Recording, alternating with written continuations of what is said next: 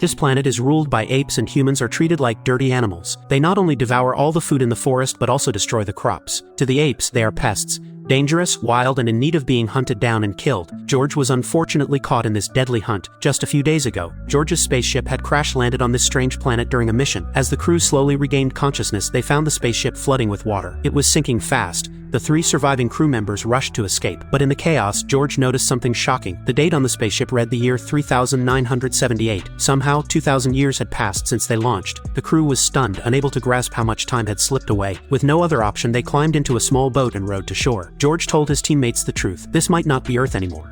To survive, they set off in search of supplies, but the landscape was barren. No food, no water, not even a shadow of life. They wandered endlessly until finally, on a stretch of dry land, they discovered a strange plant. It wasn't much, but it meant life. Encouraged, they pressed on. After climbing over a high mountain, they spotted a few straw men standing upright on a hill. It was a sign someone, or something, lived here. Excited, the 3 hurried over to investigate. To their surprise, there was a waterfall nearby. Without hesitation, they jumped in and began swimming, enjoying the moment of relief. But the peace didn't last long. While they were having fun, one of them noticed a figure sneaking away with their clothes. They quickly ran after the thief and found themselves face to face with a group of primitive humans. These humans were clearly not intelligent. They couldn't speak and acted more like animals. One of George's teammates laughed at them, but George muttered, "This is probably the best we'll find around here. In 6 months, we'll be running this planet." Before he could say more, the sound of a loud horn echoed in the distance.